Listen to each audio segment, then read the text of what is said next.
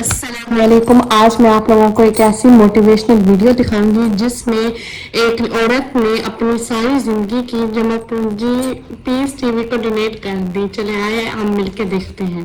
میرا نام عفت ہے اور میں ایڈیشنل پرنسپل ہوں کالج آف نرسنگ قصور. اور سر میں جو ہے وہ سر ذاکر نائک سے میری یہ ریکویسٹ ہے کہ میں اپنی جو ہے جو بھی میرے پاس اس وقت ہے میری پوری زندگی کی جو کمائی میں پیس ٹی وی کو ڈونیٹ کرنا چاہتی ہوں. مجھے کوئی لیگل پروسیس بتا دیں جس کے تحت میں یہ سارا کچھ دے دوں.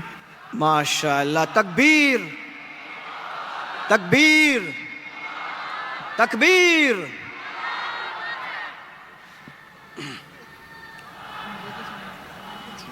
بہن جی نے کہا کہ وہ اپنی ساری زندگی کی جو کمائی ہے اور جو سیونگ ہے وہ پیس ٹی وی کے نام پہ ڈونیٹ کرنا چاہتی ہے. اللہ سبحانہ و تعالیٰ اسے قبول فرمائے اور انشاءاللہ اللہ اس کو اجر اس دنیا میں اور آخرت میں بھی دیں گے. اللہ تعالیٰ فرماتے ہیں سورہ بقرہ میں سورہ نمبر 2 آیت نمبر 261، اگر آپ ایک دانہ اللہ کے راہ میں دیں گے اللہ تعالیٰ آپ کو 6 بوٹے دیں گا، ہر بوٹے پہ 100 دانے، یعنی 700 گنا زیادہ. اور وہاں اللہ رکتے نہیں، اللہ تعالیٰ بولتے اس سے زیادہ دیں گے. اور کبھی بھی ڈونیشن دیا جاتا ہے تو یہ مت سمجھو کہ ڈونیشن کی ویلیو کتنی ہے. اللہ تعالیٰ دیکھتے آپ پرسنٹیج کتنا دیتے، ناٹ ویلیو. اور حدیث سے ثابت ہوتا ہے، حضرت عمر رضی اللہ عنہ جب اللہ کے رسول فرماتے کہ ہمیں ضرورت ہے آپ ڈونیٹ کرو، تو حضرت عمر رضی اللہ عنہ وہ آ کے ڈونیٹ کرتے تو اللہ کے رسول پوچھتا آپ نے گھر پہ کیا چھوڑا؟ تو انہوں نے کہا آدھی دولت. اور ہمیشہ کمپٹیشن ہوتا تھا. حضرت عمر ابھی تو میں اس کمپٹیشن میں انشاءاللہ آگے آؤں گا. اور اماؤنٹ بہت تھا لیکن پرسنٹیج تھا 50%.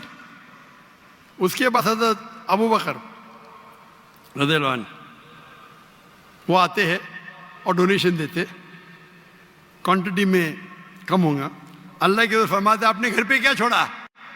وہ جواب دیتے میں نے اللہ اور اللہ کے رسول کے گھر پہ چھوڑا. مطلب 100%.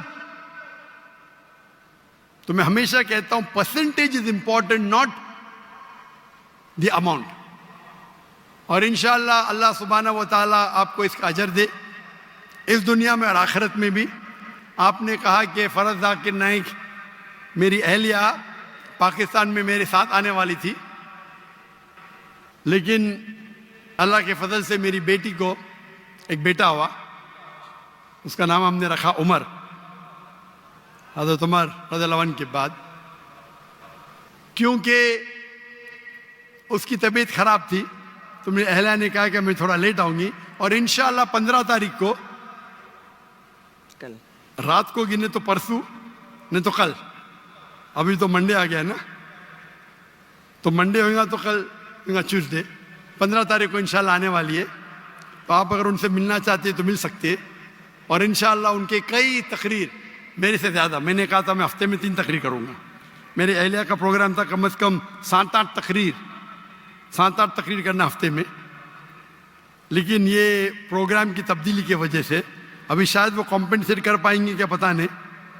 انشاءاللہ 15 تاریخ کو آنے والی ہے. میری اہلیہ صرف خواتین میں تقریر کرتی ہے.